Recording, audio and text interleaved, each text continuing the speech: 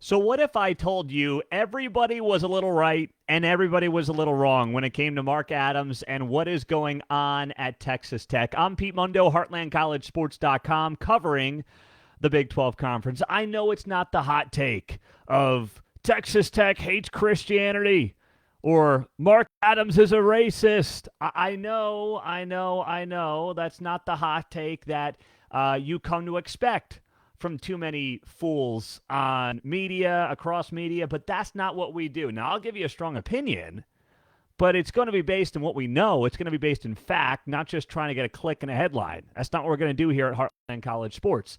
So, Mark Adams, as you know by now, is unlikely to retain his job at Texas Tech. I don't want to say he's done.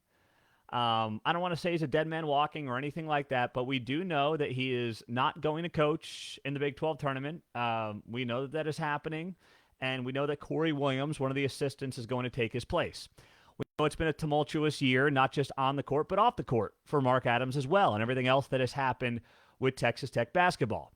It has been obviously a very much up and down season after what was a very good, by everything we know on the court, year one for Mark Adams taking over from Chris Beard.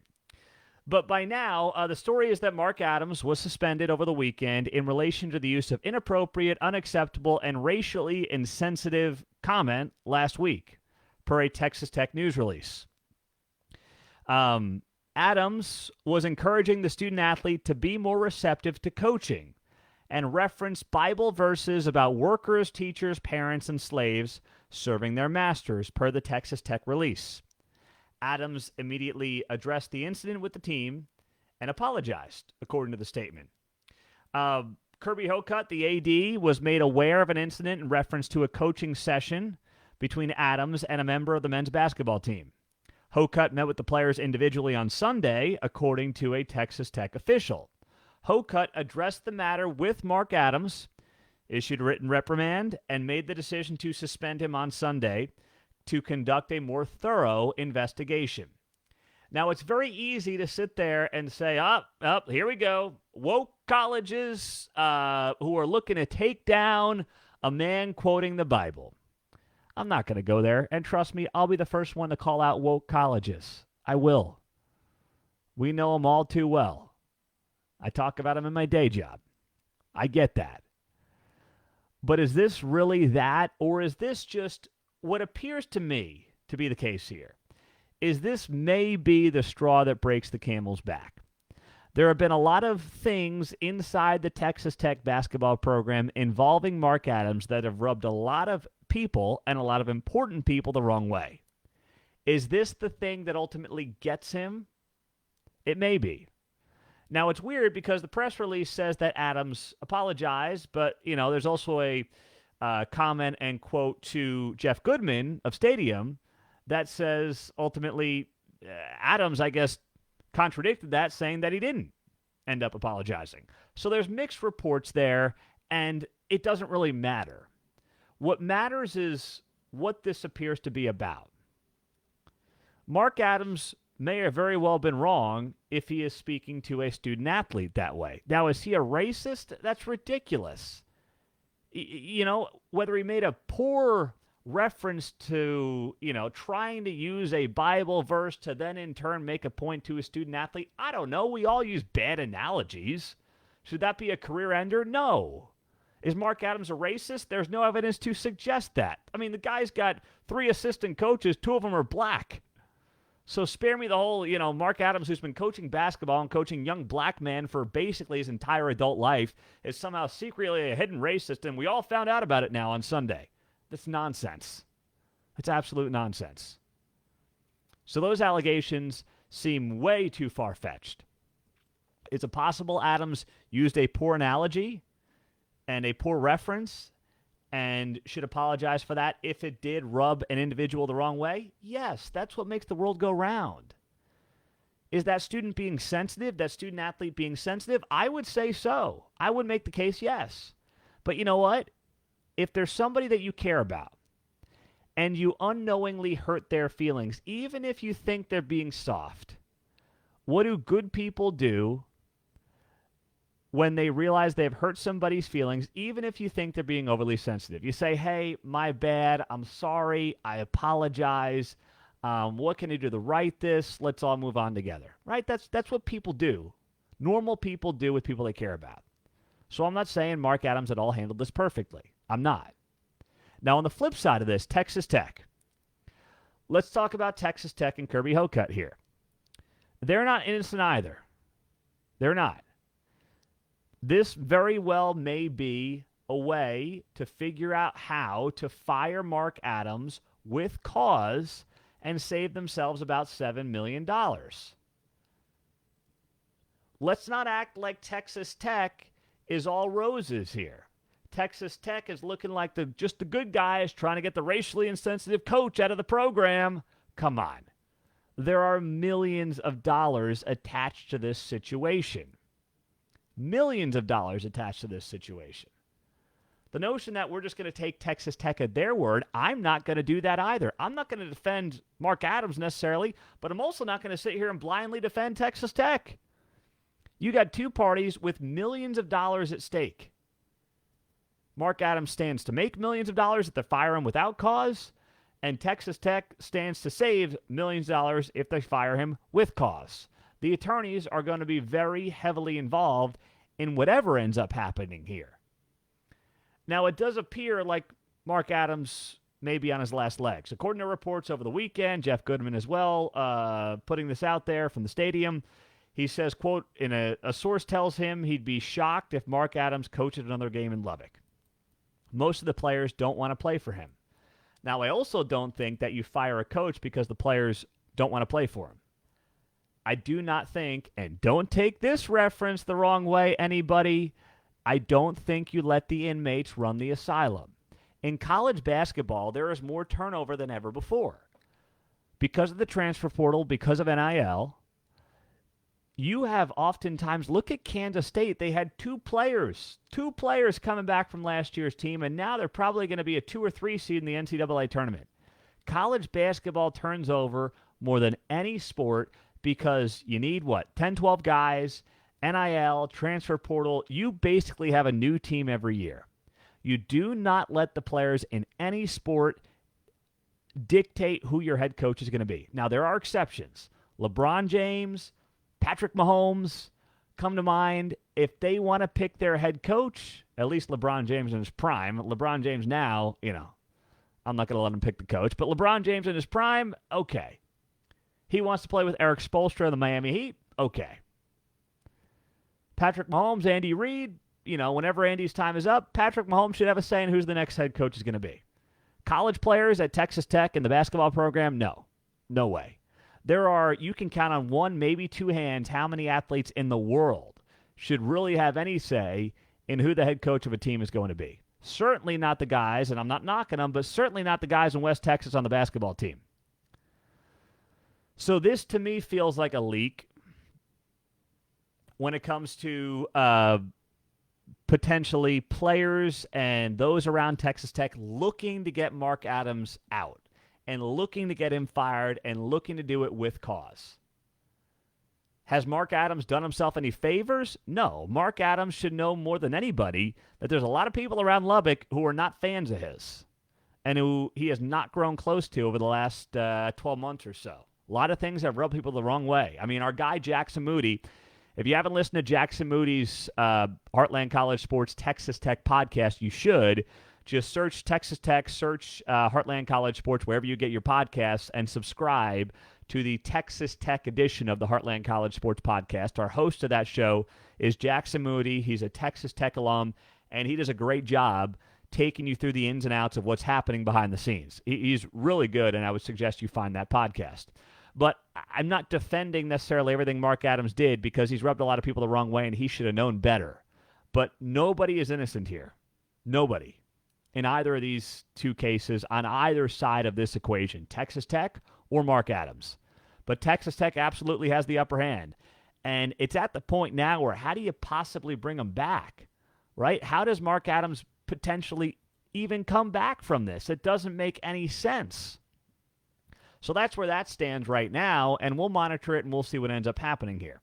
Meantime, some other news and notes on the show. How about realignment? What is happening on the conference realignment front? I'm Pete Mundo on HeartlandCollegeSports.com. Subscribe to the YouTube channel. We appreciate you being here. Well, how about this from Pete Thamel? Pete Thamel, ESPN, is reporting that Colorado and Arizona, odds-on candidates to join the Big 12 Conference. That's what Pete Thamel is saying in a new report on Monday. Whew, boy, this just keeps getting juicier, doesn't it? In an article titled, "Don't Trust Anyone, the latest on the Pac-12 drama as decision draw near," Pete Thamel dives into the latest on the Pac-12 struggles to hold together. And he talks about how there's maybe some people optimistic that Pac-12 Commissioner George Kliavkoff can pull off some short-term deal and try to keep the conference together for a few more years, while others are looking for the way out. Now, Thamel confirmed that there has been contact between the Big 12 and the Four Corner schools. This was reported last week by The Athletic, and we told you about that. Thamel then says, according to sources, there has at least been minimal contact between the Big 12 and Arizona, Arizona State, Utah, and Colorado. The contact has emerged to varying degrees and via various methods, depending on the school. But there's a bottom line pragmatism to the conversation. You can't blame anyone looking for options and what's out there per an industry source. Of course. Of course. So here are the two schools, he says, that have expressed the most interest to jump to the Big 12. Colorado, Arizona. Colorado has Big 12 roots. Deion Sanders, their head coach, resonates, of course, in the Dallas Metroplex. And, of course, Arizona's basketball-first mindset, potentially joining the Big 12 as the undisputed top league in America, is very appealing. And by the way, and I didn't know this, but there are years of administrative animus towards the Pac-12 dating back to former Commissioner Larry Scott's tenure at Arizona. Former Arizona AD Greg Byrne first guessed Scott's missteps that set the league off course nearly a decade ago. It has been a decade of mistakes for the Pac-12. There's no doubt about it. So now you're sitting here, if you're the Big 12, and you're waiting for somebody to jump. It's going to take two. And if it's Colorado and Arizona, those are a great two. I have been a proponent of Colorado coming back to the Big 12. I know a lot of you disagree with me. I have been a huge fan of that since day one because of bringing back some of the ties to the old Big 12 North, having some old, I don't want to say rivalries, but certain commonalities back in this league. When you have a new era of college football, bringing back some familiarity isn't the worst thing in the world. In fact, it's a great thing to have. So that's potentially encouraging. And then on top of that, you look at this and you say, Arizona. Brett Yormark loves basketball.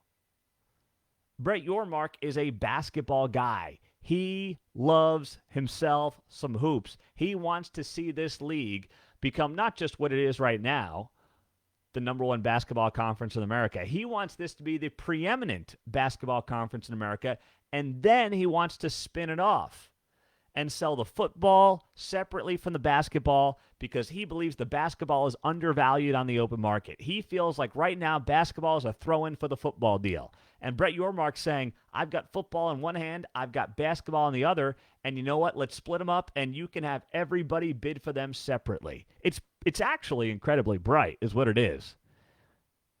I mean, if you're a restaurant and you've been throwing in the best Caesar salad in your city, if you order a chicken parm and you realize, wait, I can charge $15 for that Caesar salad that I'm giving people for free when they order a chicken parm. Why would I do that? Right? It makes perfect sense. And that's how Brett Yormark is finally thinking, and he's doing something, and he's thinking in a way that nobody else in college sports has done. And it really could be a game changer. So Arizona's like, wait, okay, so we can join this conference. We can have stability. We can make more money. We can have our basketball program going up against Kansas and Kansas State and Baylor and Texas Tech, West Virginia. I mean, you've got Hall of Fame coaches, Bob Huggins. You got a great program like Iowa State. Could you imagine? I mean, Arizona going to Ames on a Saturday when it's 15 degrees. I know the weather doesn't matter. I'm just kind of setting the scene outside. It's going to be an awesome environment inside the Coliseum. That's going to be great. In Arizona, ask Arizona fans. Do they want to see that, or do they want to see, Washington State or Stanford in front of a half-filled stadium? Come on, it's not even close. So Arizona suddenly may be saying, you know what, this makes sense. And if they also can't stand the Pac-12 and feel like the Pac-12 has made mistake after mistake, that's even better. Now, the other question here is, what about Washington and Oregon? They are still looking for the first bus to the Big Ten. What do they do? Pete Thamel reports here, at some point, knowing it doesn't make fiscal sense for Oregon and Washington to be long-term committed, do other Pac-12 schools seek to chart their own course? Colorado and Arizona, as he then notes, are the odds-on candidates to jump first. Colorado's jumped first before. Remember, Colorado bailed out of the Big 12 because they were worried the league was about to collapse. And Colorado felt like it didn't have a travel partner, or it didn't have a partner, right? The old Big 12, they looked at it, they said, okay, Oklahoma has Oklahoma State, Kansas has Kansas State, Texas and Texas Tech when A&M leave. Who do we have? Who's our partner? Who's looking out for us? And the answer was nobody. So they looked out for themselves. They looked out for themselves, and they went to the Pac-12. And now if they're being smart, they're going to look out for themselves again.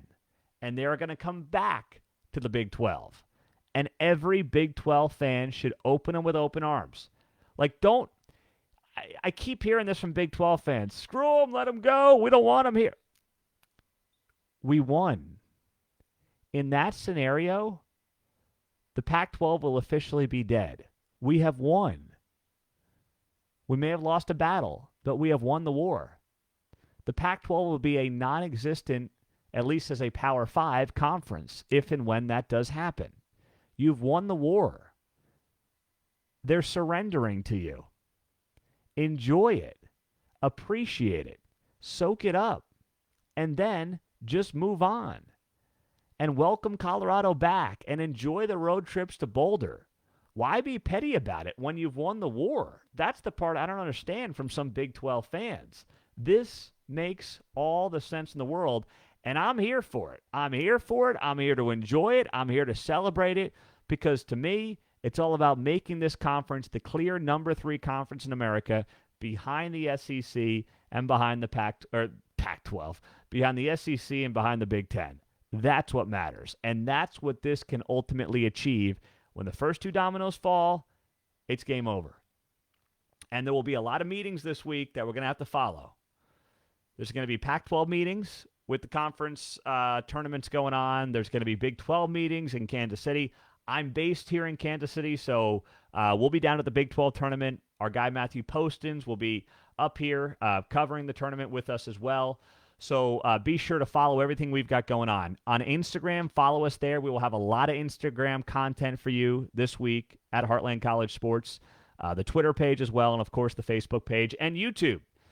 And, of course, tomorrow we're going to drop a very good Big 12 tournament preview. So do not miss that. I'm Pete Mundo on Heartland College Sports. It is good to be here with you for another show, and we are just watching very closely to see what happens with this conference realignment.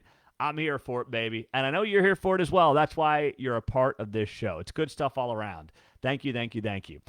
With that being said, if you want a free Heartland College Sports koozie, you know how to get it too, don't you? You know how to get it, right? Just leave a rating and a review on the podcast. Send me a screenshot to Pete Mundo, M-U-N-D-O, at heartlandcollegesports.com, and we will get you all hooked up with that Heartland College Sports koozie in the mail. I send them out every week.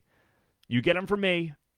Just send me a screenshot of your rating and review on iTunes to Pete Mundo, M-U-N-D-O, at heartlandcollegesports.com, and hit that subscribe button on YouTube. Thank you guys for being here. Have a great rest of your day. Big week ahead, so do not miss it at heartlandcollegesports.com. Also, subscribe to our free message boards. You can interact with our writers. I'm there all the time, and we'll talk to you there as well. Just go to heartlandcollegesports.com and click on the forums tab at the top of the page. Thanks, guys. We'll talk to you soon. Take care.